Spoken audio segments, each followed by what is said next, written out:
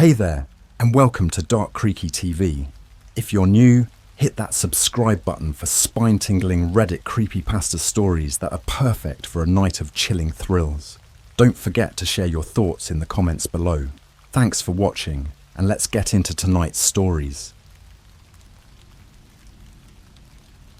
I'm a doctor for a private government lab in Alaska. I think they're keeping aliens in their isolation chambers. Every night, I hear scratching from the other side, and sometimes it calls out with my voice. When I took the job, I thought it was too good to be true. A private lab in the middle of nowhere, paying more in 6 months than my hospital salary could have managed in 3 years. Sign me up. The recruiter was vague about the details, but firm about the confidentiality agreement. "We're conducting cutting-edge research," she said with a tight-lipped smile. "You'll be contributing to groundbreaking work." Groundbreaking work in Alaska, of all places. The lab, nicknamed the Icebox by those who work here, is buried under a glacier, camouflaged to blend in with the endless white. I arrived in the dead of winter, when the sun barely skims the horizon for 2 hours a day. Even then, the light feels muted, like the sky knows something you don't. My first impression of the Icebox: sterile. The kind of place where the air smells too clean and the walls are so white they almost hurt your eyes. Security is tighter than any hospital I've worked at. Armed guards at every corner, multiple badge checkpoints, and cameras in places cameras don't belong. It felt more like a prison than a research facility. The director, Dr. Elias, gave me the grand tour. He was a wiry, middle-aged man with sunken eyes that never quite met yours. "This facility operates on a need-to-know basis," he explained, leading me down an endless corridor of reinforced steel doors. "You're assigned to medical monitoring. You don't need to concern yourself with the nature of the experiments." It wasn't until I saw the isolation chambers that I realized how serious he was. There were 6 of them, each the size of a small apartment. Thick, frosted glass separated the interior from the observation deck, but you couldn't see much beyond vague shapes. The air around the chambers felt wrong, heavy, almost like walking into a room where someone had been screaming just moments before. You could feel the tension, even in silence. "What's inside?" I asked, trying to sound casual.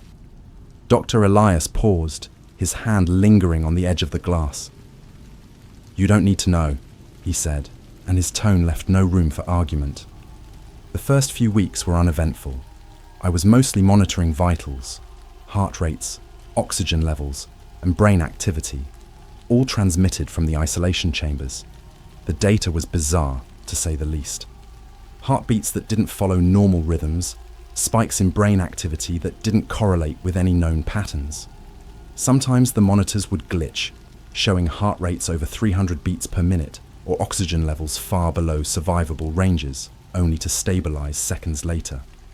I assumed it was a software error. Then there were the noises. It started with faint scratching, like nails dragging across glass. At first, I thought it was some kind of environmental effect.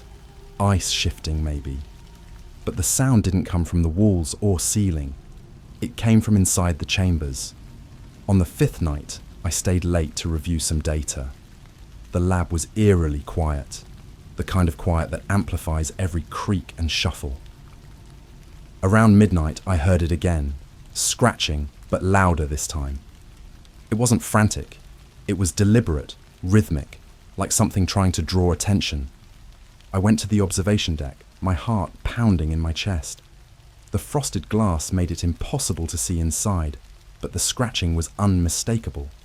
I leaned closer, trying to make out a shape behind the foggy barrier. That's when I heard it. A voice. Not just any voice, my voice.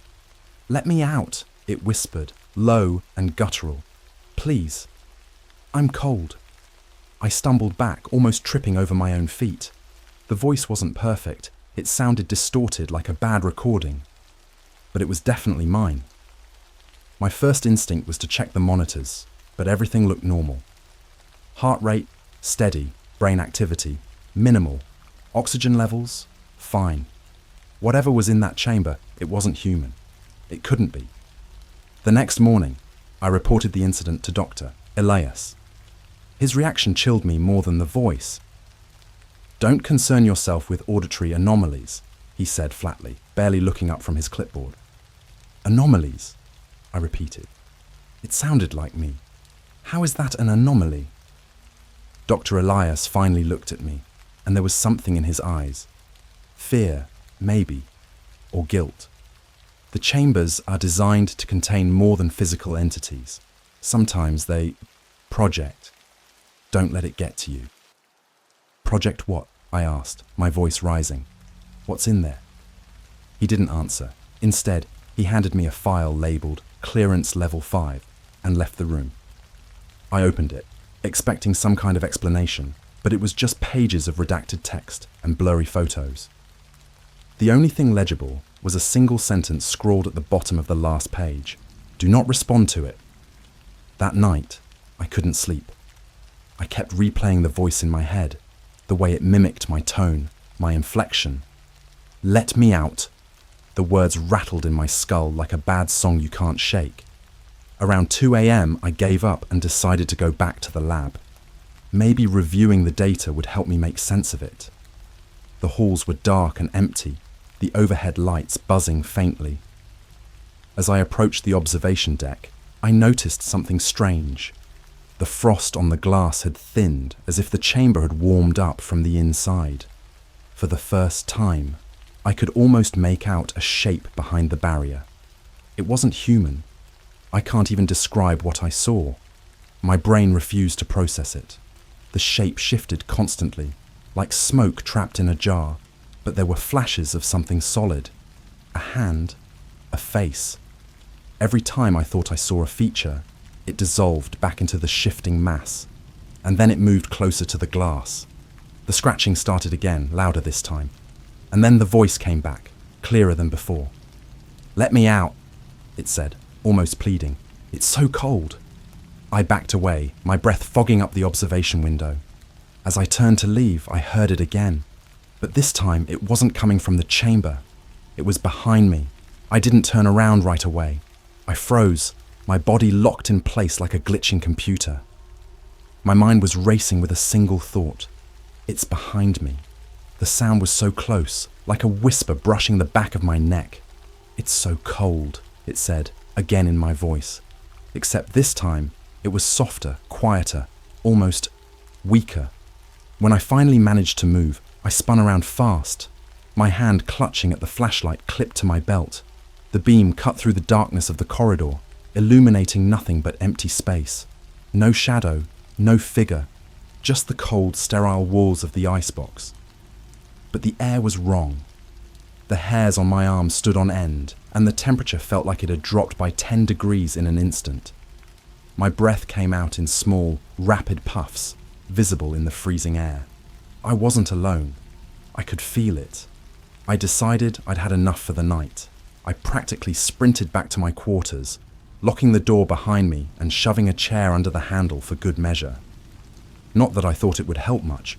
Whatever I'd just experienced didn't seem like the kind of thing a chair could stop. I didn't sleep. I sat on the edge of my bed, flashlight in hand, jumping at every little sound. The icebox has this strange way of amplifying noises. The hum of the air vents, the faint groan of the structure settling under tons of ice. Every sound felt deliberate, like the building itself was alive and trying to mess with me. At one point, I thought I heard the scratching again, but it was faint and distant. I told myself it was just my imagination, but my grip on the flashlight tightened anyway. The next day, I tried to bring it up with some of the other staff during breakfast. Big mistake. The cafeteria is a depressing little space with long metal tables and a constant smell of bleach. Most people keep to themselves, but I'd gotten friendly with one of the security guys, Daniels. He seemed normal enough, late 30s, a little gruff, but quick with a joke. I slid into the seat across from him, my tray untouched. "Hey Daniels," I started, keeping my voice low. "You ever..." hear anything weird around here? Like noises that don't belong?" His fork stopped halfway to his mouth. He glanced around the room, then leaned in close. "You mean the scratching?" he asked, his voice barely above a whisper. My stomach flipped. "Yeah, that. And voices?" Daniels's expression darkened. He set his fork down and pushed his tray away. "Look, man, I don't know what you think you're doing asking questions like that, but I'll tell you this much. Don't. You want to survive your contract here. Keep your head down, do your job, and don't listen to whatever's in those chambers. It's not your voice. It's not your problem." Before I could ask more, he stood up and walked out, leaving his half-eaten food behind. By midday, the scratching was louder than ever. It echoed faintly through the observation deck, no matter where I stood. I couldn't focus on my work. Every beep of the monitors felt like a warning. Every flicker of the lights a threat. Around 3 p.m., I noticed something odd on the feed for Chamber 3. The brain activity had spiked, not the usual brief surges, but a constant rising wave of activity that didn't make any sense. It was too high, too complex, like someone hooked up a computer instead of a living being. I hesitated before paging Dr. Elias. He arrived a few minutes later, looking as composed as ever, but when he saw the monitor, his face tightened. "Run a system diagnostic," he ordered, not even looking at me. "I already did," I said, my voice shaky. "Everything's working fine. It's whatever's in there." Dr. Elias frowned, his lips pressing into a thin line. "Increase the sedation dosage," he said. "Double it." I blinked at him. "Double? Are you sure that's safe? What if—" "Just do it," he snapped. "And don't ask questions." As I adjusted the settings, I glanced at the frosted glass of Chamber 3. For a split second, I thought I saw something pressed against it. A hand, long and thin, with too many joints. But when I looked again, it was gone. That night, I stayed late again. Not because I wanted to, but because I couldn't bring myself to leave the lab. The idea of walking through the dark, empty corridors made my skin crawl. At least in the observation deck, I could pretend the scratching was just part of the job. Around midnight, the power flickered. Just once, for barely a second. But in that moment, the cameras glitched, and the feed for Chamber 3 froze on an image that made my blood run cold. It was a face. Not mine. Not human. Its features were wrong. Too symmetrical. Too smooth. Like it was carved out of marble and given life. Its eyes were the worst part. They weren't eyes at all, just deep black voids that seemed to swallow the light. And then the power came back, and the feed returned to normal. I sat there, staring at the screen, trying to convince myself it was just another glitch. But deep down, I knew better. At 2 a.m., the scratching stopped. The silence that followed was somehow worse. It was heavy, oppressive, like the air itself was waiting for something. And then, from Chamber 3, I heard my voice again. "Let me out," it said, louder this time, more insistent. "Please, I'm freezing." I shut off the monitors and ran. Back in my quarters, I locked the door and collapsed onto the bed, my heart hammering in my chest. I told myself I was done. I'd quit in the morning, break my contract if I had to. No job was worth this. But as I lay there staring at the ceiling, I realized something. The scratching hadn't stopped. It was coming from inside my room. The scratching was faint, like it didn't want to be heard at first. It came from the far corner of the room, where the shadows seemed deeper than they should have been. I sat up, gripping the flashlight, my pulse pounding in my ears. I told myself it was nothing. Maybe the walls were settling, or the ventilation system was acting up. But then it moved. The sound shifted, closer this time, slow and deliberate, like something dragging its nails along the floor. It stopped just short of the bed. I didn't want to look. Every instinct in my body screamed not to, but I couldn't stop myself. I aimed the flashlight toward the floor, praying I wouldn't see anything. The beam landed on empty space, just the smooth white floor. I let out a shaky breath, relief washing over me. But as I moved the flashlight away, the scratching started again, louder this time, sharper, and then I heard it. A voice. It wasn't mine this time. It was higher, softer, like a child's. "Why won't you help me?" it whispered. The words were ice in my veins. I scrambled backward on the bed, clutching the flashlight like it was a weapon. The voice came again, closer now, from the edge of the mattress. "It's so cold here. Don't leave me." I bolted. I didn't even grab my coat. I just ran out of the room and into the hall, slamming the door behind me. The corridor was dark, lit only by the faint emergency lights running along the ceiling. My breath came out in quick, shallow gasps, as I tried to convince myself it wasn't real. It couldn't be. But then I heard it again, scratching. Not from my room this time. It was coming from somewhere down the hall. I didn't want to follow the sound, but my feet moved on their own, driven by some horrible, morbid curiosity. The scratching led me deeper into the facility, past sections I wasn't even cleared to enter. The hallways felt endless, the air colder with every step. My flashlight flickered, and for a moment, I was plunged into complete darkness. When the light came back, I was standing in front of a door I'd never seen before. It wasn't marked, and the usual badge reader was replaced with a keypad I didn't have the code for. The scratching was louder here, almost frantic, like whatever was inside was clawing to get out. I should have turned around. I should have gone straight back to my quarters and pretended none of this was happening. But instead, I pressed my ear to the door. The moment my head touched the cold metal, the scratching stopped. For a long, terrifying moment, there was silence. And then, from the other side of the door, came a single clear whisper. "Come in." I stumbled back, my heart hammering so hard it felt like it might burst. My hand brushed against the keypad, and for a split second, I thought about trying to open it. But before I could do anything, the sound of footsteps echoed down the hall. I turned to see Daniels, the security guard, standing at the far end of the corridor. His face was pale, his expression unreadable. "What the hell are you doing here?" he hissed, striding toward me. I heard something," I stammered. "From inside the door." Daniels grabbed my arm and started dragging me away, his grip like iron. "You don't want to know what's in there," he said, his voice low and urgent. "And if you're smart, you'll forget this hallway exists." He didn't let go of me until we were back in the observation deck. The monitors were all off. The room bathed in an eerie, dim glow from the emergency lights. Daniels stood in front of me, his face inches from mine. "Listen to me," he said, his tone deadly serious. "You don't ask questions. You don't go exploring. And you sure as hell don't listen to anything that speaks to you in this place. Do you understand?" I nodded, my throat too tight to speak. Daniels sighed and rubbed a hand over his face. For the first time, he looked less like a gruff security guard and more like a man who was deeply, profoundly afraid. "They don't tell us everything," he admitted. "But I've been here long enough to know this. The things in those chambers aren't natural.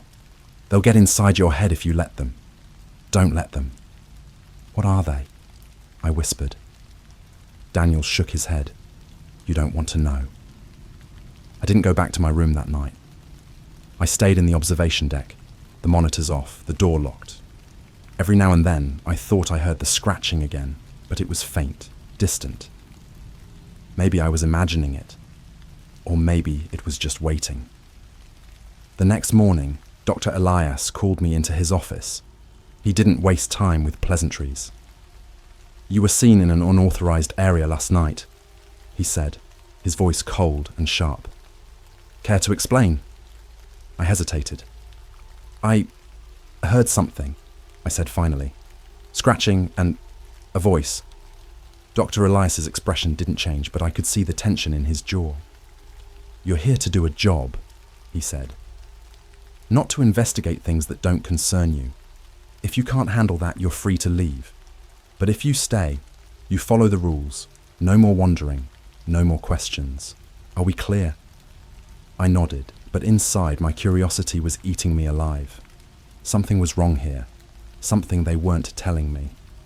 As I left his office, I passed by one of the lab techs.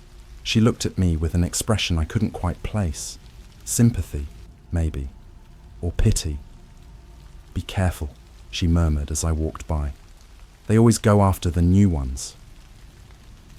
That night, I heard the scratching again, but this time, it wasn't in my room. It was coming from inside the walls. The scratching didn't stop this time.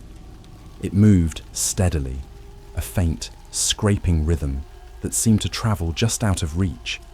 At first, I thought it was coming from the ventilation system, but the more I listened, the more I realized it wasn't following any logical path. It seemed to move freely, above me, beside me, then somewhere deeper in the walls.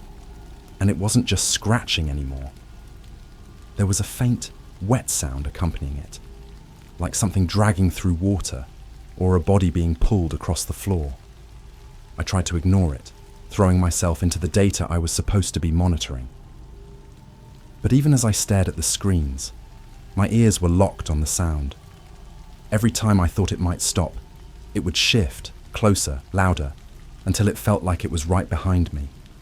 I turned around more times than I care to admit, but the room was always empty.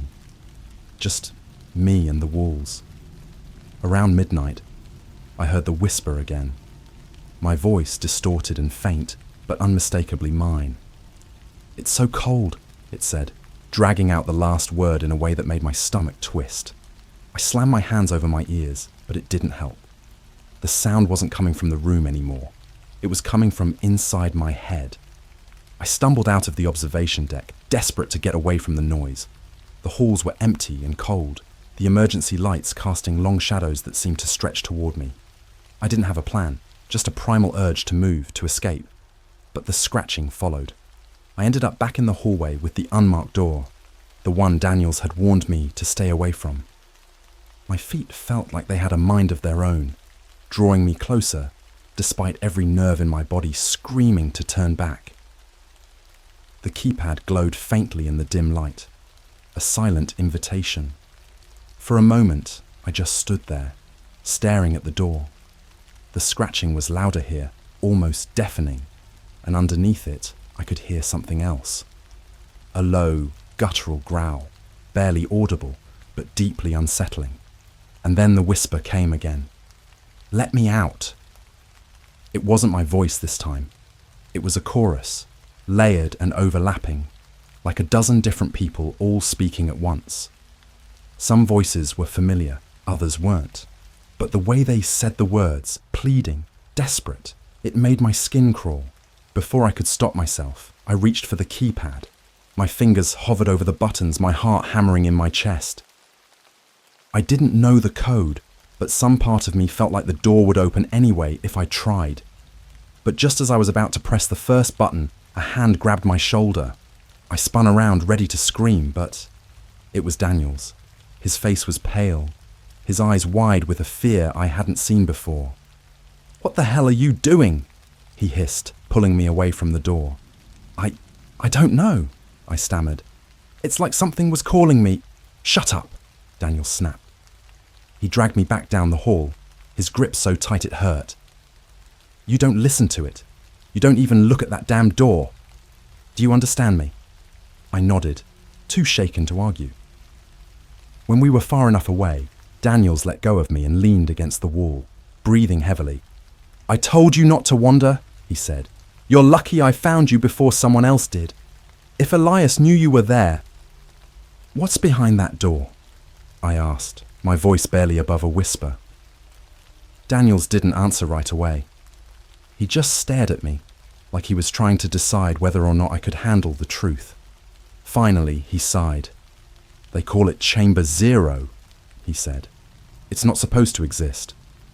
Not officially, anyway.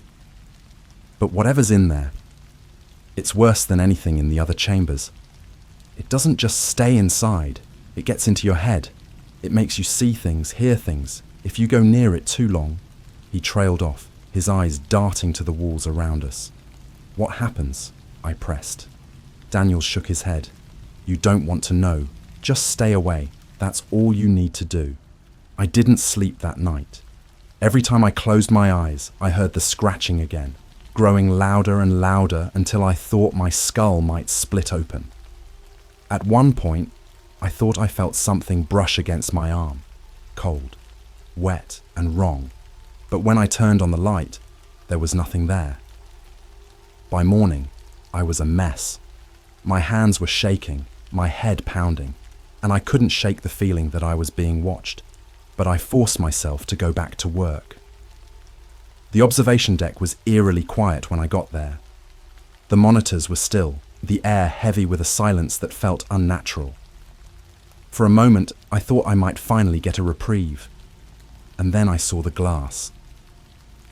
The frost that usually coated the observation windows was gone, melted away to reveal the inside of the chambers. Chamber 3 was empty. No shape, no movement, just an empty, sterile space. But the glass was covered in scratches. They weren't random. They formed words, jagged and uneven, like they'd been carved with claws. "Let me out!" I backed away, my hands trembling, and nearly bumped into Dr. Elias. He stood in the doorway, his expression unreadable. "You shouldn't be here," he said. "There's nothing in Chamber 3, I said, my voice breaking. "It's empty. But the glass—" "It's not empty," Elias interrupted. "And you're done asking questions. Report to your quarters. Now." Before I could argue, 2 guards appeared behind him, their faces as cold and emotionless as the rest of this damn place. They didn't say a word as they escorted me out of the observation deck and back to my room. That night, I didn't even bother locking the door. What was the point? Whatever was happening here, whatever was in those chambers, or worse, outside of them, it didn't care about locks. The scratching started again around midnight. But this time, it wasn't in the walls. It was coming from under my bed. The scratching from under the bed wasn't frantic. It was slow, deliberate, almost as if it wanted me to know it was there. My whole body froze, my breath hitching in my throat. I sat up, clutching the flashlight so tightly my knuckles ached. I didn't want to look. I wanted to convince myself it was nothing. Just my mind playing tricks, the paranoia getting to me. But I couldn't ignore the sound. Something was under there. I swung my legs off the bed slowly, careful not to make a sound, and crouched down. My hand shook as I angled the flashlight toward the floor. The beam of light sliced through the shadows, illuminating the smooth, sterile surface beneath the bed. It was empty. For a moment, I thought I'd lost my mind. But just as I started to breathe again, the scratching moved behind me. I turned so fast I nearly fell over, shining the light at the far corner of the room. The scratching stopped, replaced by a faint, wet dragging sound. The shadows in the corner shifted, too dark, too thick, like they didn't belong. And then I saw it. A hand, long and thin, with too many joints and fingers that ended in jagged, broken claws, reached out from the shadow. It scraped the floor once, slowly, as if testing it, before retreating back into the darkness. I didn't wait to see more. I bolted out of the room, slamming the door behind me and running down the hall, the emergency lights casting flickering shadows around me. The scratching started again, echoing through the walls, following me no matter how far I ran. I ended up in the observation deck again, because there was nowhere else to go. The monitors were on, displaying feeds from the chambers, but they didn't make any sense. The heart rates and brain activity were spiking wildly, alarms blaring every few seconds before resetting themselves. Chamber 3's frost had returned, but the scratches on the glass were deeper now, crisscrossing over each other until the surface looked like it might shatter. And then in Chamber 0, the unmarked one, I saw movement. I don't know what made me do it. Maybe it was exhaustion, or maybe whatever was in this place had finally gotten to me. But I found myself standing in front of Chamber 0, the keypad glowing faintly in the dark. The scratching was loud here, almost deafening, but it wasn't coming from the walls anymore. It was coming from inside my head. syncing perfectly with my heartbeat. I don't remember typing the code, but the keypad beeped, and the door slid open with a soft hiss. Cold air rushed out, hitting me like a slap. The room beyond was pitch black, the light from the hallway barely penetrating the darkness. For a moment, nothing happened. And then, from the shadows, something stepped forward. It wasn't human, it wasn't anything. Its form shifted constantly, like smoke caught in a windstorm, but there were moments, terrible, fleeting moments, when it looked solid.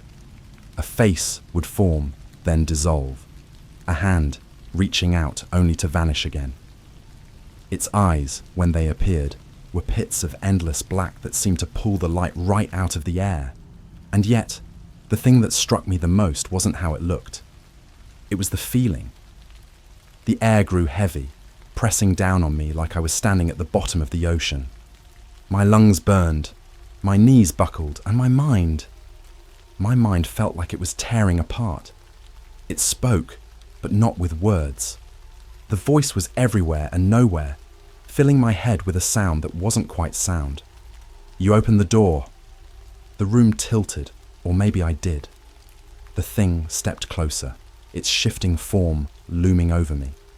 My flashlight flickered, and in that brief moment of light, I saw my own face staring back at me from its shifting mass. I don't remember running. I don't remember how I got out of the chamber, or how I ended up outside in the freezing Alaskan air. The icebox loomed behind me, its faintly glowing windows like unblinking eyes. The guards didn't follow me. Maybe they couldn't. Maybe they didn't want to. I stumbled into the snow, the cold biting through my thin clothes. The scratching was still in my head, growing louder, sharper, until I thought my skull might split open. But worse than that was the voice, my voice. Come back. I don't know how far I ran before I collapsed. When I woke up, I was in a hospital in Anchorage. They told me I'd been found half frozen on the side of a road, miles from the lab. I didn't tell them what I'd seen. I didn't think they'd believe me. It's been weeks since then, but I can't escape it. The scratching hasn't stopped. Sometimes I wake up in the middle of the night and I swear I see something shifting in the corners of my room. And last night I heard it again. My voice. It's so cold. I don't think it ever left the icebox. I think it's inside me now. I'm an assistant at a top-secret animal sanctuary. One of the creatures looks exactly like my brother. He disappeared years ago, but the creature has his eyes, his smile, and it watches me like it remembers.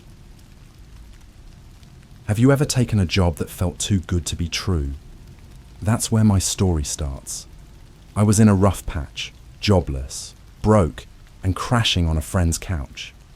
One night, while aimlessly scrolling through job boards, I found this ad. Assistant needed for exclusive animal sanctuary. High pay, minimal experience required.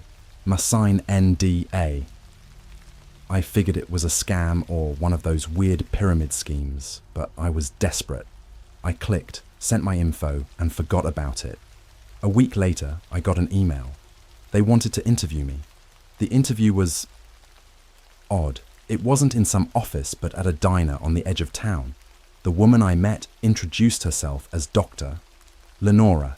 She had this no-nonsense vibe, like she didn't have time for small talk. She didn't ask much about me, just if I could follow instructions, keep a secret, and handle stressful environments. Stressful how? I asked, half joking. You'll see, she said, smiling faintly. The pay was stupidly good, triple what I'd ever made. They even offered housing.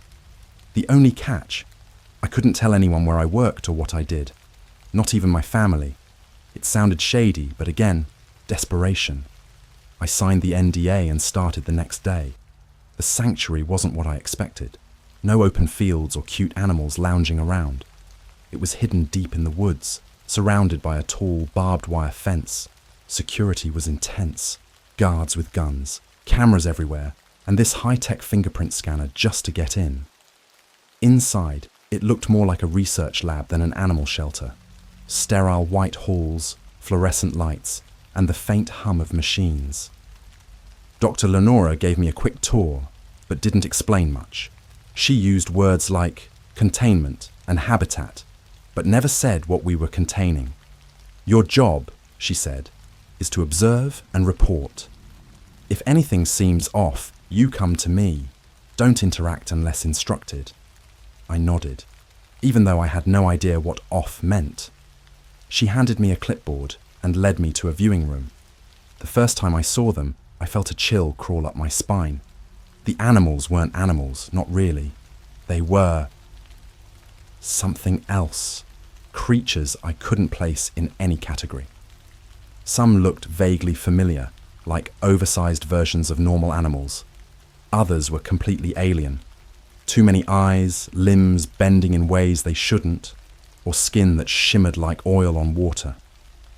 Dr. Lenora called them specimens. She didn't give them names, just numbers. Specimen 3 was a massive, wolf-like creature with fur that seemed to ripple. Specimen 8 was a bird, except its feathers were translucent, and you could see its organs glowing faintly beneath. And then there was Specimen 12. It was in a separate room, behind thicker glass. At first, I thought it was just a man. A regular guy, sitting cross-legged in the middle of the enclosure. He looked normal, dirty blonde hair, lean build, pale skin. But then he turned and looked right at me, and my stomach dropped. It was my brother. I don't mean he looked like my brother. I mean it was him. Same face, same eyes, even the little scar on his chin from when he fell off his bike as a kid. The only difference was his expression. My brother, Danny, had always been this goofy, carefree guy. But this thing had a blank stare, like it was watching but not really seeing. Danny disappeared 5 years ago, just vanished one night. No note, no trace, nothing. My family had torn ourselves apart looking for him, but eventually we had to accept the worst. Now here he was, or something that looked exactly like him, sitting in a cage in a top-secret facility. I pressed my hand to the glass, half expecting him to do the same, like in some cheesy movie. But he didn't move. He just kept staring, his head tilting slightly, almost curiously. "What's this one's deal?" I asked Dr. Lenora, trying to sound casual. She glanced at the clipboard. Specimen 12 is highly intelligent, mimics human behavior. We're still studying it. Mimics, I echoed. So it's not human? She gave me a look that made my skin crawl. Number, it's not. That night, I couldn't sleep. My room was small, with no windows and only the bare essentials. A bed, a desk, and a single lamp that flickered occasionally. It felt more like a prison cell than a dorm. I kept replaying the day in my head, trying to make sense of it. What did she mean by mimic? Was it some kind of clone? A shapeshifter? Or was I losing my mind? I thought about calling my mom, telling her I'd found Danny, but then I remembered the NDA. I'd signed my silence away for a fat paycheck. Around 3 a.m., I heard something. A faint tapping, like fingernails on glass. At first I thought it was coming from outside my room, but then I realized it was in the walls. The tapping grew louder, more insistent. I pressed my ear to the wall, heart pounding. For a moment, everything went silent. Then, in a voice that was barely a whisper, but unmistakably familiar, I heard, "Help me." It was Danny's voice. I shot out of bed, heart racing. The walls were quiet again, like nothing had happened. I told myself it was a dream, maybe the stress of the new job messing with my head. But deep down, I knew better. The next morning, I went straight to Specimen 12's room. He was sitting in the exact same spot, staring at the exact same spot on the floor. But when I walked in, his head snapped up. For the first time, he smiled. It wasn't a friendly smile. It was too wide, too perfect, like he'd practiced it in a mirror, but didn't quite get it right. And then he spoke. "Hey, little brother." My blood turned to ice. I froze, hearing Danny's voice again, It wasn't the relief I thought it'd be. It felt wrong, like hearing a recording of someone who's been dead for years. His voice was too smooth, too even, without any of the little quirks that made it his. How? My throat was dry, the word barely coming out. How do you know me? Specimen 12 tilted his head, still grinning. You don't remember? All those summers we spent at the lake? You always hated when I splashed you. My heart slammed against my ribs. That was Danny, word for word. He used to tease me about it every time we went swimming. But it wasn't just what he said, it was how he said it. The inflection, the timing, even the little chuckle at the end. Perfect, too perfect. I stepped back, gripping the clipboard in my hands like it might shield me. What are you? He stood up. Same height as Danny, same posture. He even ran a hand through his hair the way Danny always did when he was thinking. But his movements were off. Too fluid, like he was mimicking how a human should move. I'm your brother, he said, walking closer to the glass. You don't believe me? I shook my head, but the words caught in my throat. This thing couldn't be Danny. Danny had been gone for years, but every instinct screamed otherwise. He looked at me with Danny's eyes, those same hazel eyes that used to crinkle at the edges when he smiled. Except now, there was something hollow behind them. You're not him, I whispered. The smile faltered for just a second, replaced by something darker. Of course I am. Who else would I be? That day felt like a fever dream. I couldn't concentrate on anything else. The other specimens were a blur, their oddities barely registering. Every time I closed my eyes, I saw that smile, those eyes, the way he'd said my name like he'd been waiting for me. I needed answers. That evening, I went to Dr. Lenora's office. It was locked, of course, but she wasn't hard to find. She was in the observation room, monitoring Specimen 8, the bird-like creature. Doctor! Lenora, I said, trying to keep my voice steady. I need to talk to you. About Specimen 12. She didn't look up from her monitor. What about it? It knows me. It said things only my brother would know. She sighed, finally turning to face me. Specimen 12 is not your brother. It's a highly advanced mimic. That's all you need to understand. Advanced how? I pressed. How does it know personal details? Things it couldn't possibly. That's classified. Her tone was sharp now, her eyes narrowing. You're here to observe, not to ask questions. Remember your NDA. That night, the tapping returned. It started softly, just like before, but it didn't stay that way. The taps turned into scratches, long and deliberate, like nails dragging across a chalkboard. I tried to ignore it, burying my head under the pillow, but then came the whisper, "Help me." This time, it was louder, clearer. I sat up, my chest heaving, sweat slicking my skin. The room was dark, the faint hum of the overhead light doing nothing to calm my nerves. I glanced toward the wall where the sound seemed to come from. "Danny," I whispered, my voice barely audible. The scratching stopped. The silence was worse. It stretched on, thick and suffocating until... Why did you leave me? It felt like the floor dropped out from under me. My heart pounded as I stumbled to the wall, pressing my ear against it. "I didn't," I whispered back. "I didn't leave you." For a moment, there was nothing. Then faintly, "You let me die." I didn't sleep after that. How could I? By the time morning rolled around, I looked like hell. Bags under my eyes, hands trembling. But I needed to see him, again. When I walked into the viewing room, Specimen 12 was already waiting, sitting cross-legged in front of the glass. He smiled when he saw me, but it wasn't the wide, fake smile from before. This one was smaller, almost sad. "You look tired," he said. "Bad dreams." I swallowed hard, clutching the clipboard like a lifeline. "What do you want from me?" "I just want to talk." He leaned forward, resting his chin on his hands. "It's been so long since we talked, you know. You never even said goodbye." The words hit like a punch to the gut. That night, Danny disappeared. We'd had a fight. A stupid argument about something I couldn't even remember now. He'd stormed out, slamming the door, and I hadn't followed. "How do you know about that?" I demanded. My voice cracked, and I hated how weak I sounded. He didn't answer. Instead, he pressed his palm against the glass, his expression softening. "It's okay. I forgive you.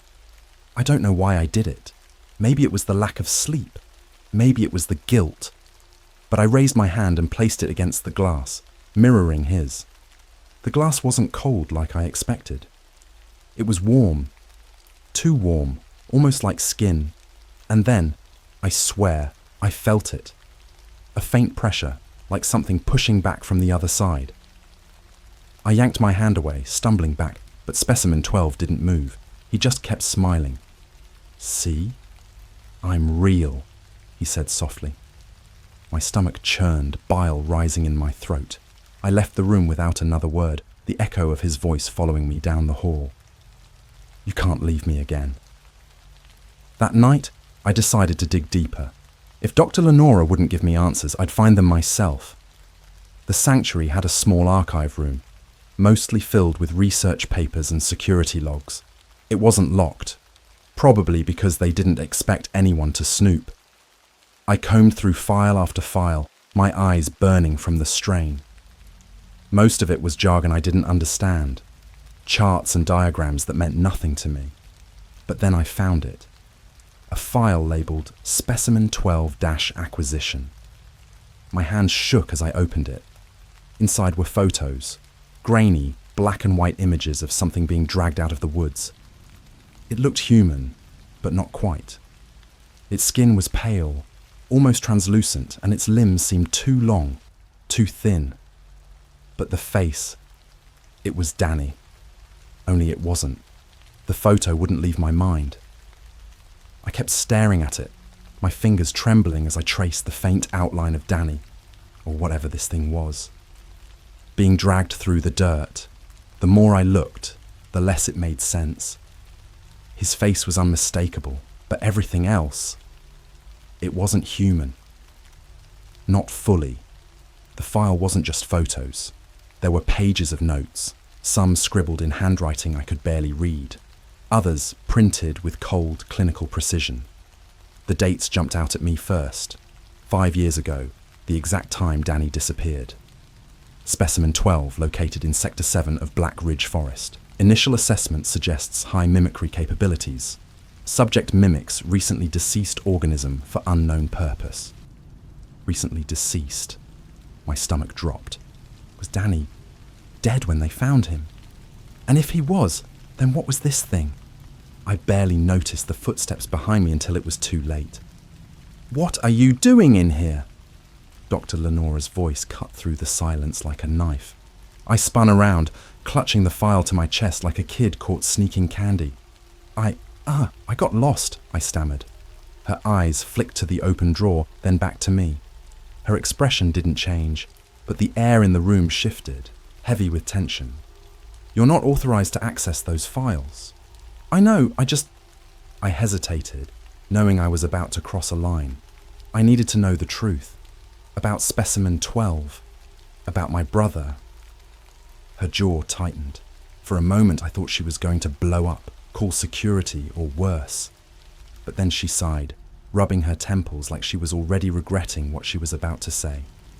"Fine," she muttered. "You want the truth? Follow me." She led me down a hall I hadn't been to before, past doors marked with warning signs and keypads that beeped as she swiped her access card. The air grew colder the farther we went, the hum of machinery giving way to a low, almost imperceptible vibration. Finally, we stopped in front of a steel door. She typed in a code, her fingers moving faster than I could follow, and the door hissed open. Inside was a small room, dimly lit, with a single metal table in the center. On it was a glass jar, and inside the jar was a heart. It wasn't human, not entirely. It pulsed faintly, the veins glowing with a soft blue light that made my skin crawl.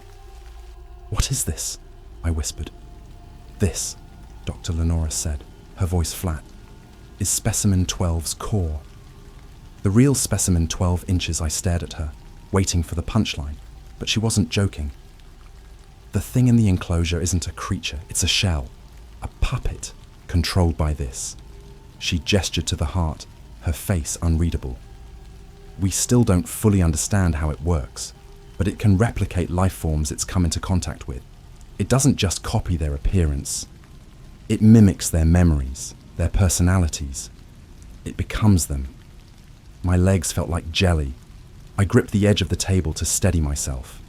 "So you're saying that thing, it's not Danny?"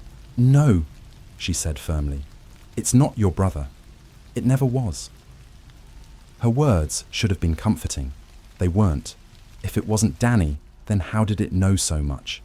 How could it say things that only he would know? Memories that weren't written down anywhere, that no one else could have told it. "It doesn't make sense," I said, shaking my head. "It remembers things. Of course it remembers," she snapped. "That's what it does. It lures people in, gains their trust.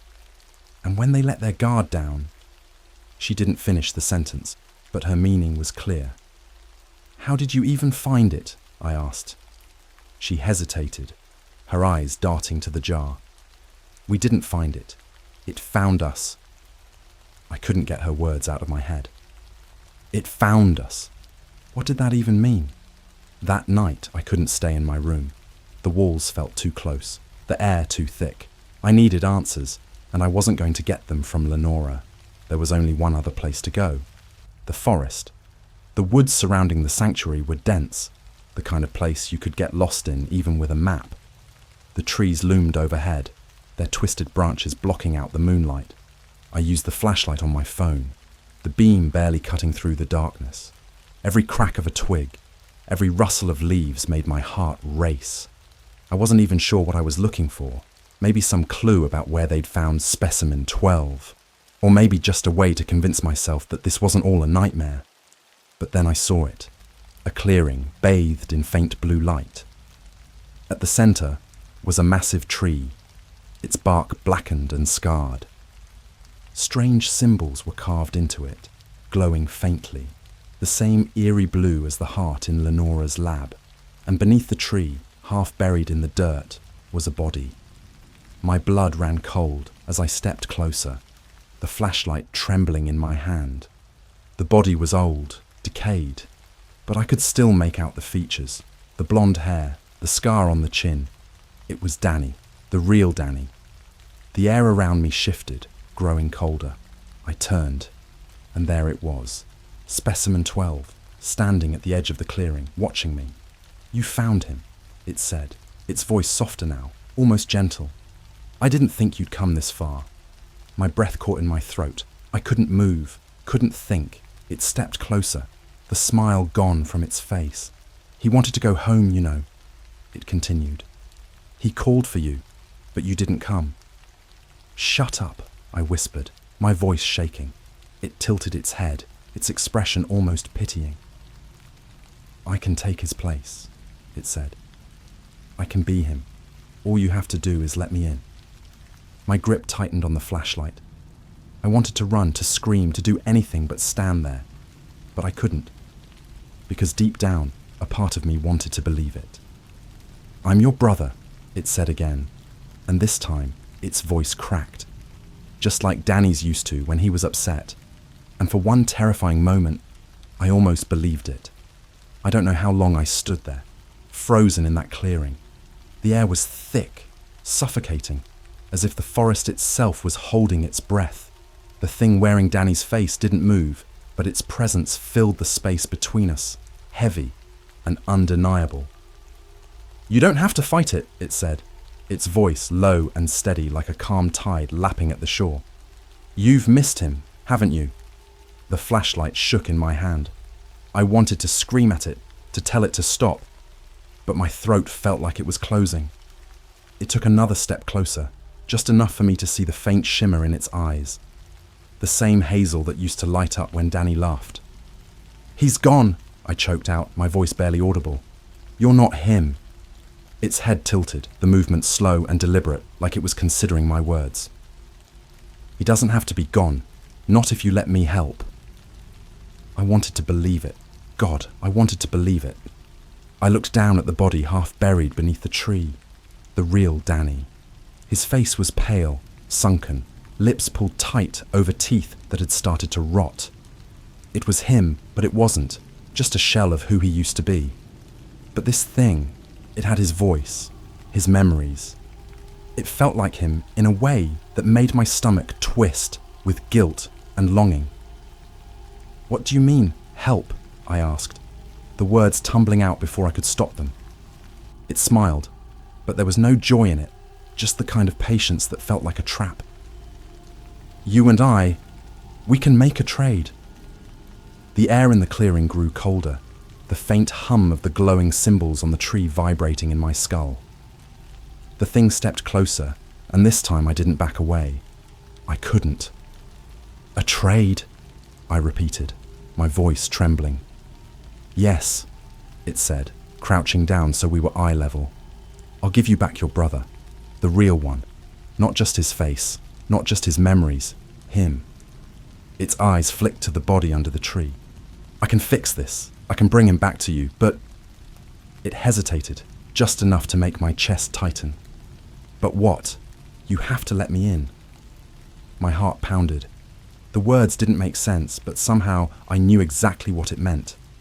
Letting it in wasn't just about opening a door or saying yes. It wanted more than that. It wanted me, my thoughts, my body, my life. "What happens to me?" I asked, my voice barely above a whisper. Its smile widened, the edges of its lips stretching just a little too far. "You don't need to worry about that. You'll still be here. A part of you will stay. Enough to see him again." My mind raced. It sounded too good to be true because it was.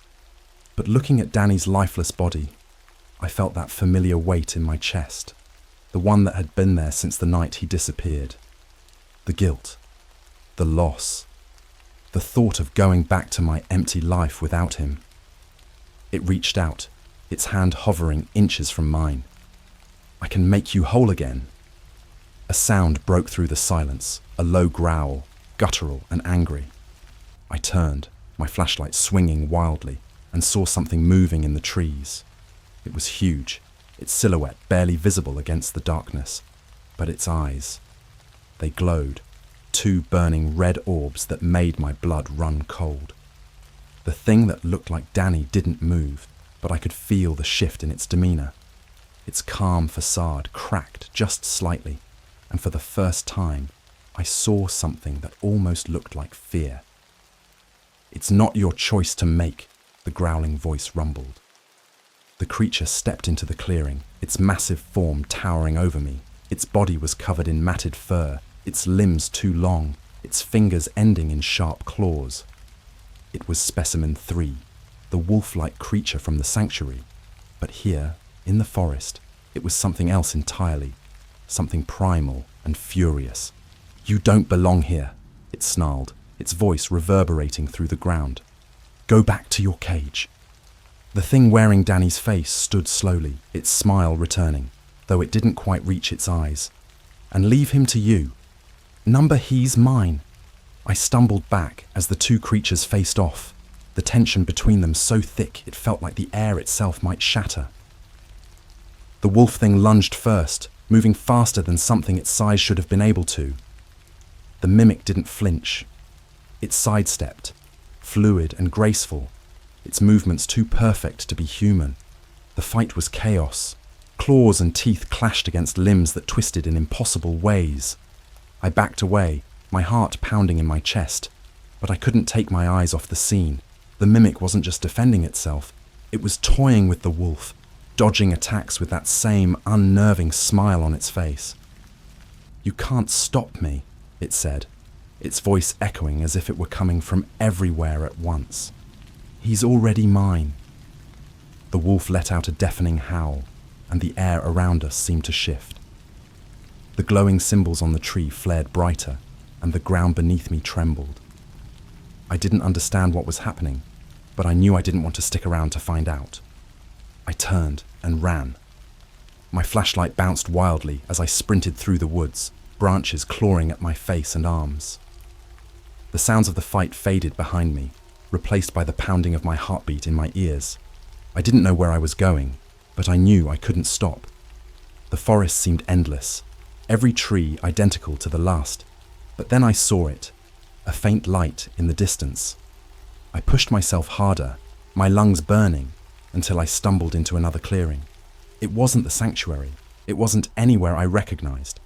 In the center of the clearing was another tree, identical to the first, with the same glowing symbols carved into its bark. But this one wasn't alone. Surrounding it were dozens of figures, their bodies translucent and faintly glowing, their faces frozen in expressions of agony. And at the base of the tree, staring up at me with hollow eyes, was Danny. His lips moved, but no sound came out. I stepped closer, my hands trembling until I could hear his voice. A faint whisper carried on the wind. "Don't trust it," he said. I dropped to my knees, my heart shattering all over again. "Danny, Don't let it in," he interrupted, his voice growing fainter. "It's not me. It never was." Before I could say another word, the light around him faded and he was gone. Behind me, the sound of footsteps grew louder. I didn't need to turn around to know what was there. The footsteps were slow, deliberate, crunching over leaves and twigs. I stayed frozen, my breath shallow, as the thing behind me came closer. The air was heavy, thick with the smell of damp earth and something metallic, like blood. "You can't run from me," it said, the voice wrong and yet eerily familiar. "I'm part of you now." My stomach churned. I didn't want to turn around, but I couldn't stop myself. Slowly, I shifted to face it, my heart hammering in my chest. It looked like Danny, but worse now. Its face was beginning to unravel, the skin too tight, the eyes too large, like a mask starting to melt. The smile was still there, but it was warped, splitting its cheeks at unnatural angles. It was no longer pretending to be fully human. "You saw him, didn't you?" it asked, cocking its head. The real Danny. My lips parted, but no words came out. It didn't need my answer. It already knew. "It's a shame," it continued, stepping closer. "He doesn't have to stay dead. You could have had him back. You still can." "No," I whispered, backing away. "You're lying." It chuckled softly, the sound echoing like it came from everywhere at once. "Am I? You've seen what I can do. I brought him this far, didn't I? A few words, a little trust, and he could walk out of here with you, whole, alive." I wanted to believe it. I wanted to believe that I could undo the years of grief, the guilt that had been eating me alive since Danny disappeared. But the memory of the tree, the glowing symbols, the bodies trapped around it, their faces twisted in pain, flashed through my mind. "What happens to me if I let you in?" I asked, forcing the words out. My voice sounded small, like it belonged to someone else. The thing smiled wider. "You'll still be here, in a way." I took another step back, and it mirrored me, closing the distance effortlessly. "Isn't that enough?" it asked. "To see him again? To fix what you couldn't before?" I shook my head, my hands trembling. "You're not him. You'll never be him." For the first time, its smile faltered. The skin around its mouth twitched, its expression flickering like a glitch in a video.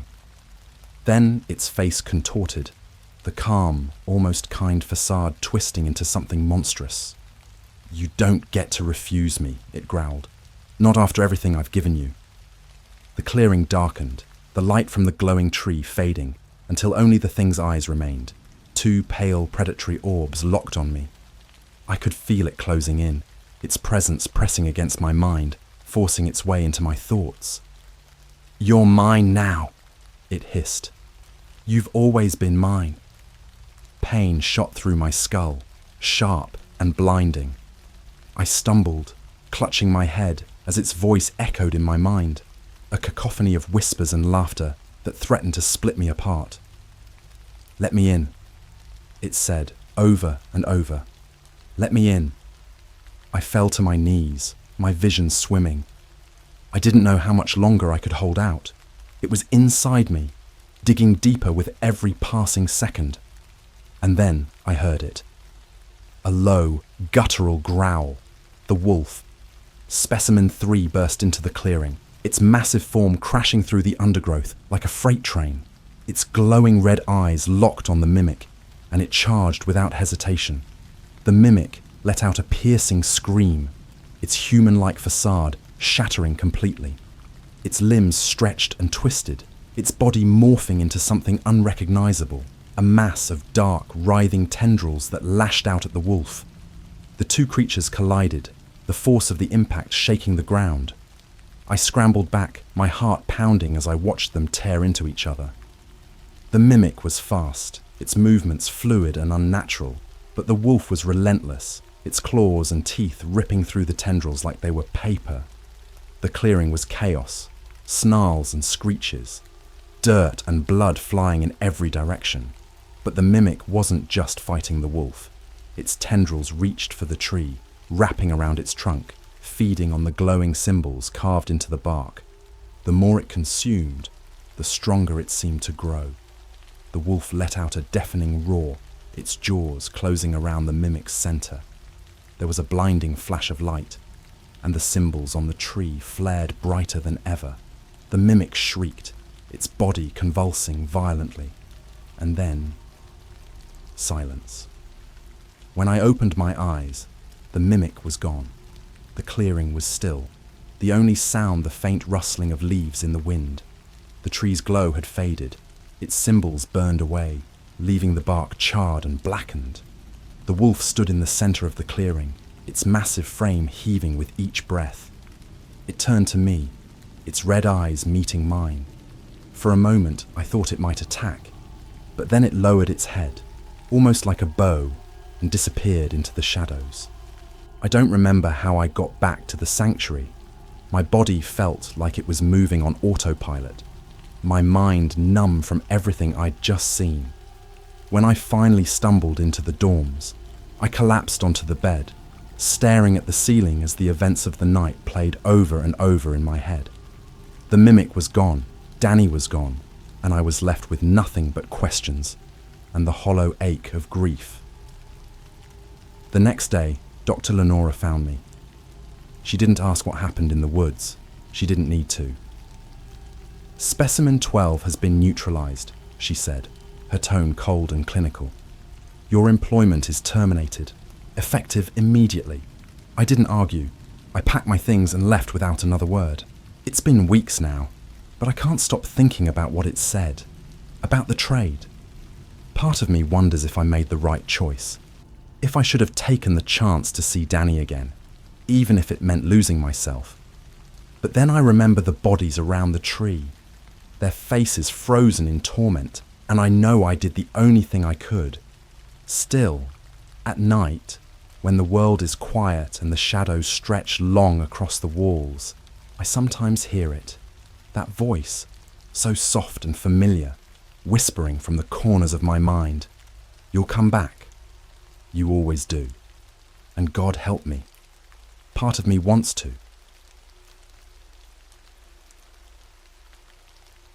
I found a hidden folder on my boss's computer. It contains photos of me from the past 5 years. The captions are dates and locations, even ones I've never been to, and every photo shows me from just behind. Look, I know I shouldn't have done it. Snooping around your boss's computer is not just unethical, it's stupid. But sometimes curiosity isn't just a fleeting feeling. It's this gnawing, relentless itch. And when you're the only IT guy in a small office, with everyone assuming you already know all their secrets, the temptation becomes, well, irresistible. It started last Thursday. The office was quiet, the kind of quiet that makes every keyboard click sound like a gunshot. My boss, Mr. Harrington, had stepped out for one of his mysterious midday meetings. You know the type, always rushing out, looking frazzled, yet refusing to share any details. "Just update my system while I'm gone, Chris," he'd said. dumping his laptop on my desk without even waiting for a response. I wasn't even supposed to be working on his personal laptop. Our IT policy was strictly for company devices. But Harrington didn't care about policies. Or boundaries, apparently. The first half hour was boring enough. I installed a couple of software updates, cleared out some malware, and ran diagnostics. But then I noticed something odd. There was a folder buried deep in the system files. Its name was a random string of numbers and letters, nothing you'd normally see in a personal directory.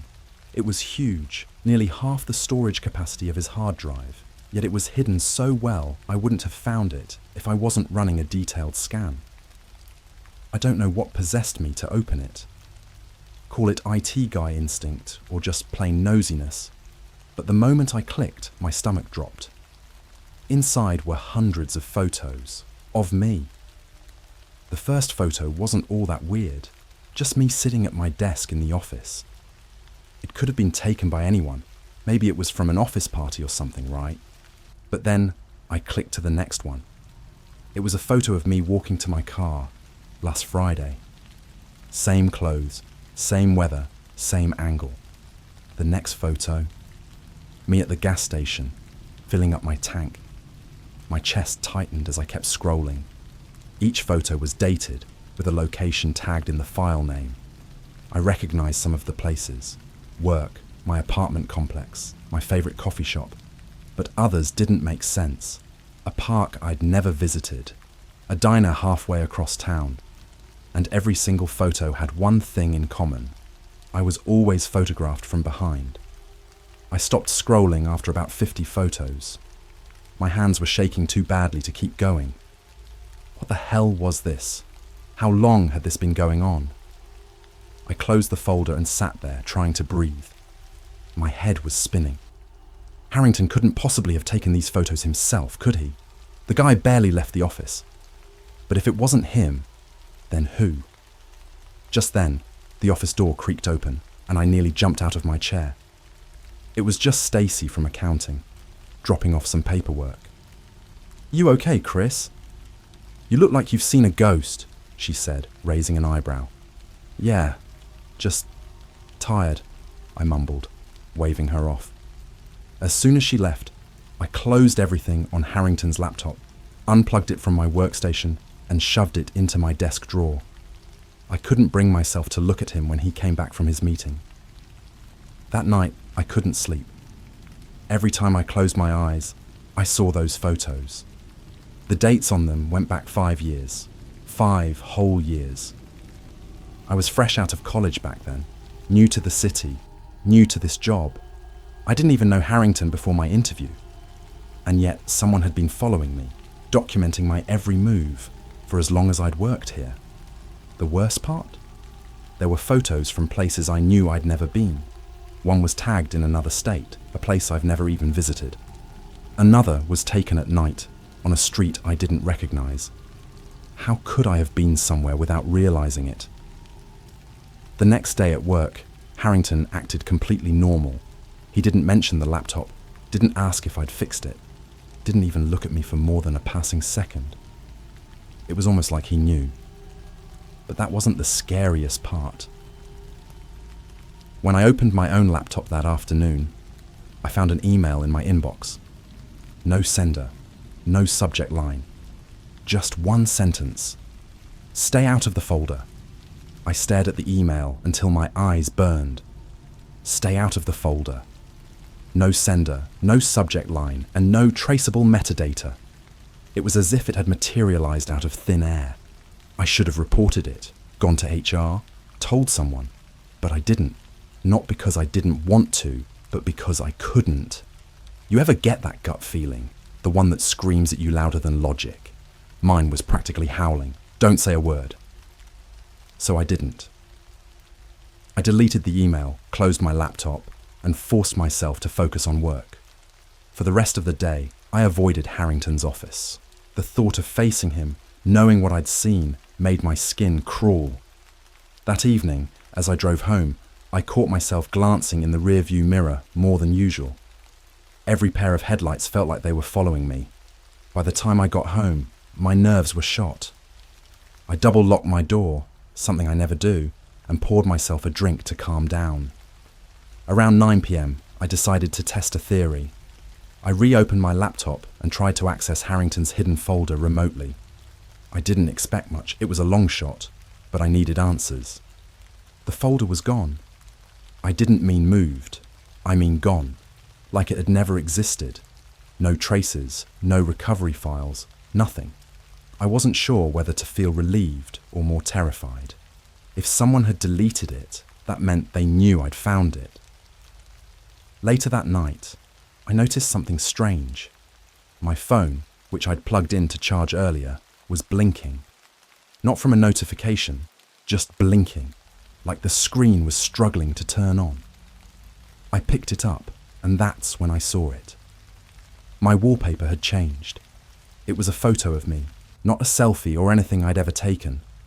This one was from behind, just like the ones in Harrington's folder.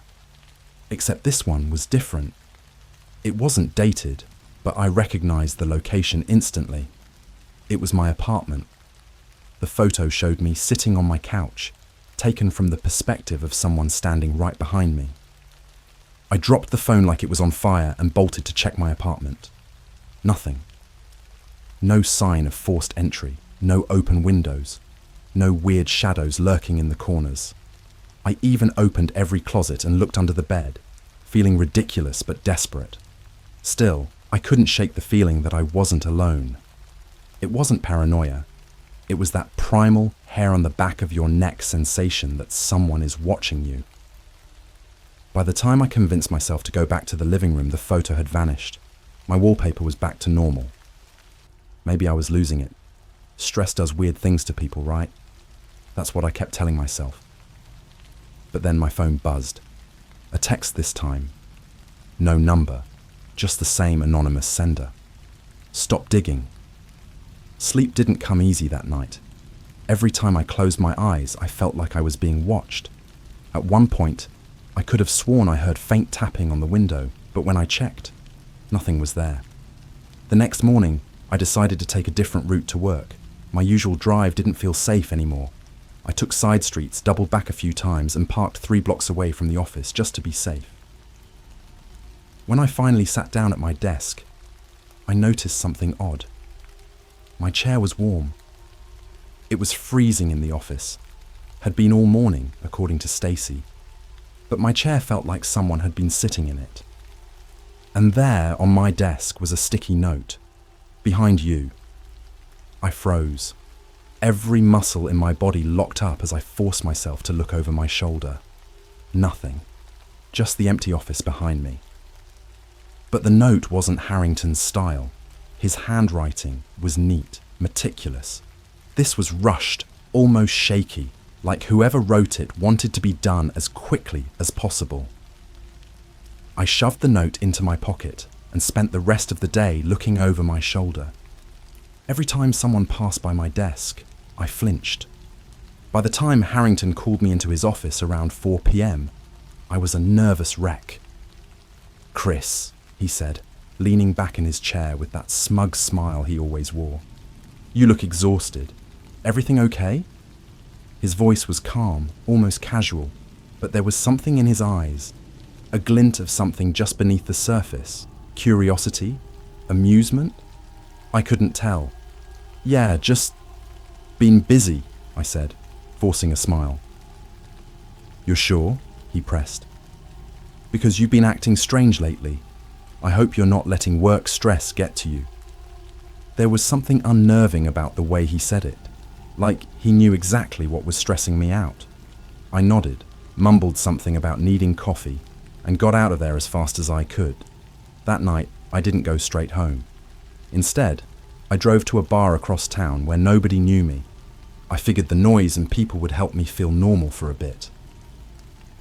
Halfway through my second drink, I got that feeling again, the feeling of being watched.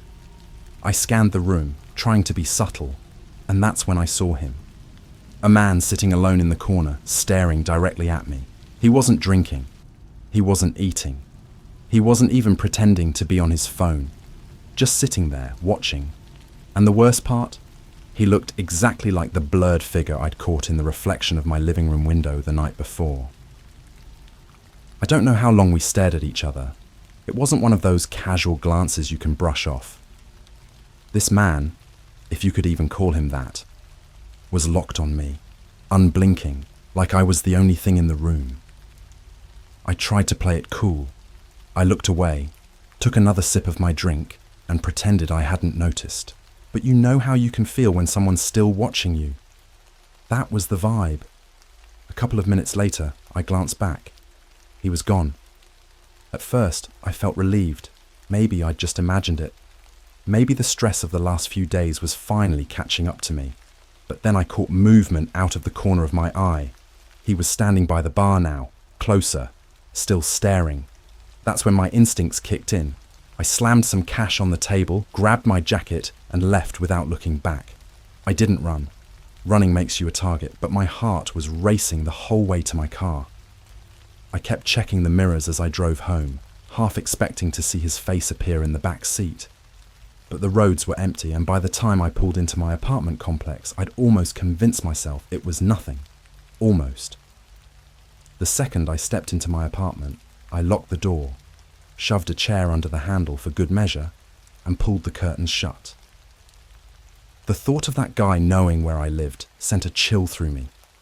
I spent the rest of the night glued to my computer, trying to figure out who he was. I went through old photos, scanned blurry reflections, and even Googled his face, but nothing came up. He was a ghost.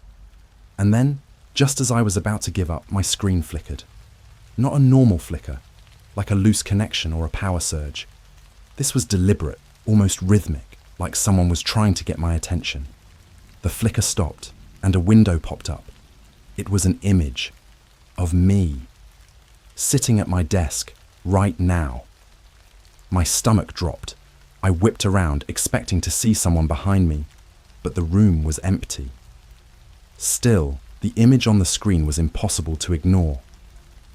I leaned closer, heart pounding, and noticed something in the photo I hadn't seen at first. The reflection. In the window behind me, I could just make out a shadowy figure. It wasn't clear enough to make out any features, but it was there, watching, and then my phone buzzed.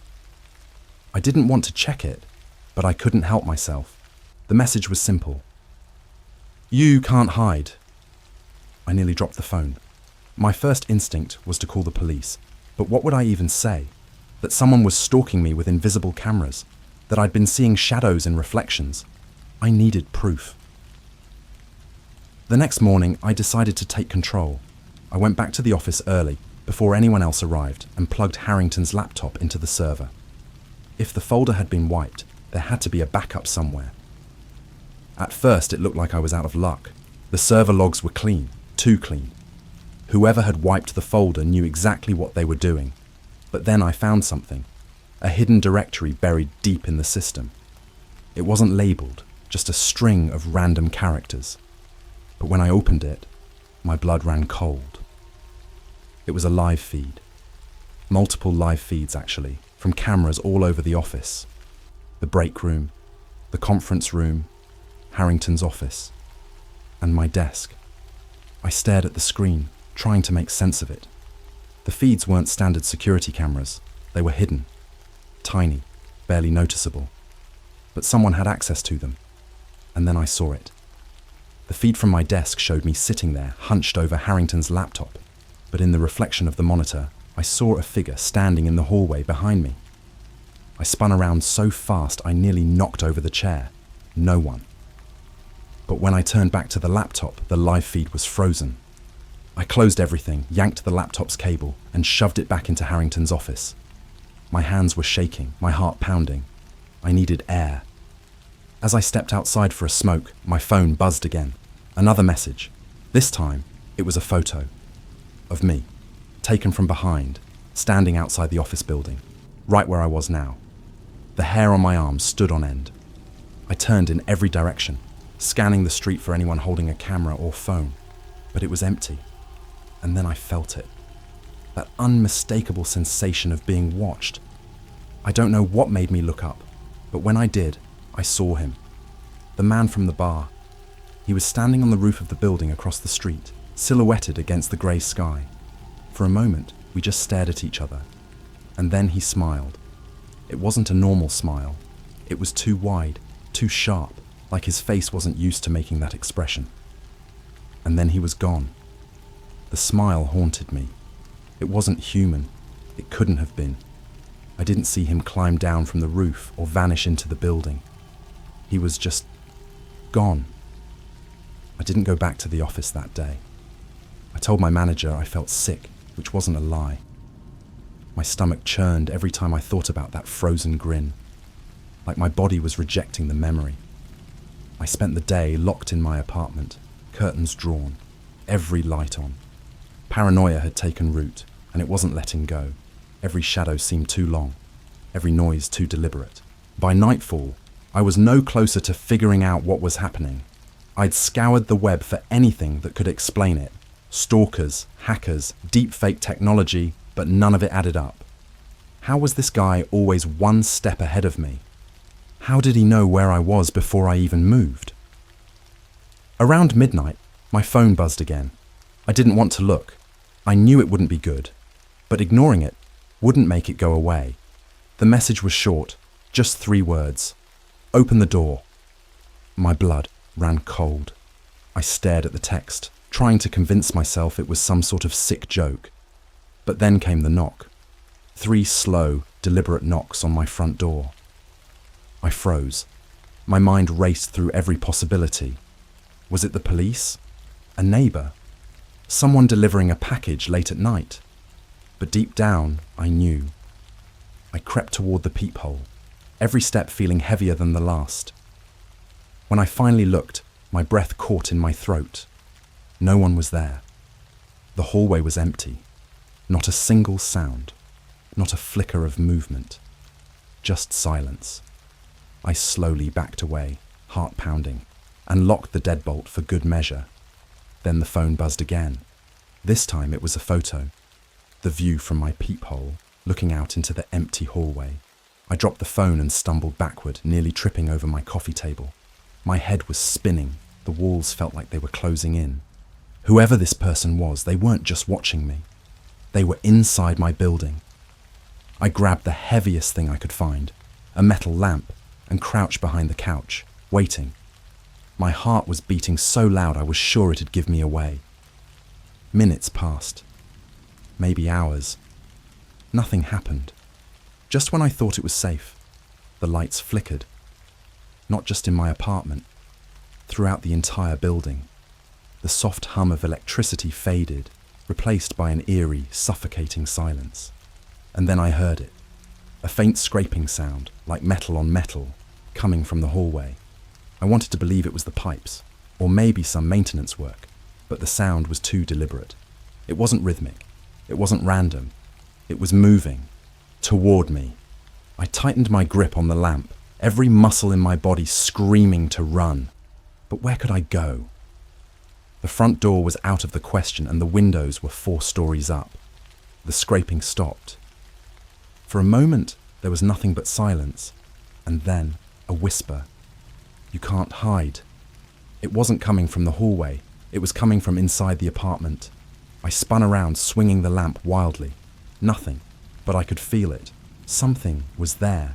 The air was heavy, like the room itself was holding its breath. And then I saw it. A shadow, darker than the rest, slithering along the wall. It didn't move like a person. It was jagged, twitching, unnatural. It stopped just short of the corner, pooling like ink on the floor. I blinked, and it was gone. But the whisper remained. You shouldn't have looked. I don't remember much after that. I think I passed out because when I opened my eyes, it was morning. The apartment looked normal. No shadows, no flickering lights, no signs of anyone breaking in. For a split second, I thought maybe I'd imagined the whole thing. But then I saw the photo on my phone. It was me lying on the floor, unconscious, and in the corner of the frame, just barely visible, was that same shadowy figure. It wasn't crouched or hiding anymore. It was standing right over me. When I saw the photo, I didn't scream. I couldn't. It was like the air had been stolen from my lungs. The shadowy figure wasn't blurry or abstract this time. It was sharp, defined. It had a shape now, something resembling a man, but its edges shimmered like smoke caught in the wind. It had been standing over me, watching, while I lay unconscious. I stared at the screen for what felt like forever, hoping the image would somehow change, disappear, or prove itself to be some sick prank. But it didn't. It stayed there, staring back at me like it was proud of what it had done. My phone buzzed again. Another message. Do you understand now? I threw the phone across the room. It hit the wall with a crack, the screen shattering, but I didn't care. My brain screamed at me to leave, to get out of the apartment, out of the city, out of anywhere this thing could find me. I grabbed a backpack, stuffed it with whatever I could, and bolted out the door. The hallway was eerily quiet as I made my way to the stairwell. The fluorescent lights overhead buzzed faintly, flickering just enough to make me feel like I wasn't alone. I kept glancing over my shoulder, expecting to see that shadow trailing me. But it wasn't in the hallway. It was waiting at the bottom of the stairs. I froze halfway down, my hand gripping the railing so hard it hurt. The shadow stood at the base of the staircase, motionless, like it had been waiting for me. Its form was more solid now, almost human, but its edges still rippled unnaturally. And those eyes, if you could even call them that, were empty voids that seemed to pull everything around them into darkness. For a moment, we just stared at each other. Then it moved. Not like a person. Not like anything I'd ever seen. It didn't walk or run. It flowed, gliding up the stairs without a sound. I turned and bolted, taking the stairs 2, 3 at a time. My legs burned, my chest ached, but adrenaline pushed me forward. By the time I burst onto the roof, I was gasping for air. I didn't stop to think. The roof wasn't an escape, it was a dead end, but I didn't care. Anything was better than being cornered inside. The wind whipped around me as I scanned for a way out. There was a fire escape on the far side, but it was old, rusty, and probably wouldn't hold my weight. Behind me, the door to the stairwell creaked open. I didn't need to turn around to know it was there. The shadow didn't move like before. It wasn't in a rush. It didn't need to be. It knew I had nowhere to go. You should have left it alone. The voice was everywhere at once, echoing through the night air. It wasn't loud, but it was heavy, like it carried the weight of every bad decision I'd ever made. I edged toward the fire escape, my back pressed against the railing. The metal groaned under my weight, but I didn't care. "I don't know what you want," I said, my voice barely above a whisper. The shadow stopped. Its form rippled again, stretching, twisting, like it was deciding what shape to take. "You're part of it now." "Part of what?" The shadow didn't answer. Instead, it raised one elongated arm and pointed behind me. I turned and my stomach dropped. On the building across the street, a massive screen lit up. At first it was static, crackling and buzzing in the night. Then the image came into focus. It was me, not just a photo this time, a video feed, live. I watched as the camera zoomed in on my face, capturing every ounce of fear. My mind raced. Was someone controlling this thing? Harrington, the man from the bar? Was this some kind of elaborate setup, a sick joke meant to break me? But deep down, I knew the truth. This wasn't about Harrington. It wasn't about the folder, or the cameras, or even the shadow itself. This was something older, something I couldn't understand. The screen flickered again, and new images appeared. They were of other people, strangers, all of them running, hiding, screaming. And in every frame there was that same shadow, watching, waiting, taking. I don't know how long I stood there, frozen, watching the images play out. But when I finally turned back, the shadow was gone. At least I thought it was, until I looked down. Its shape was no longer in front of me. It was below me, stretching across the rooftop, merging with my own shadow. And as I watched, horrified, it started to pull me in. I don't remember much after that. Just darkness, suffocating and endless. When I woke up, I was back in my apartment, lying on the couch like nothing had happened. But the shadow is still here. It follows me everywhere now, a constant reminder of what I saw, what I did. I can't escape it, I can't outrun it. And every night, when I close my eyes, I see the screen. I see myself. And I know someone else is watching.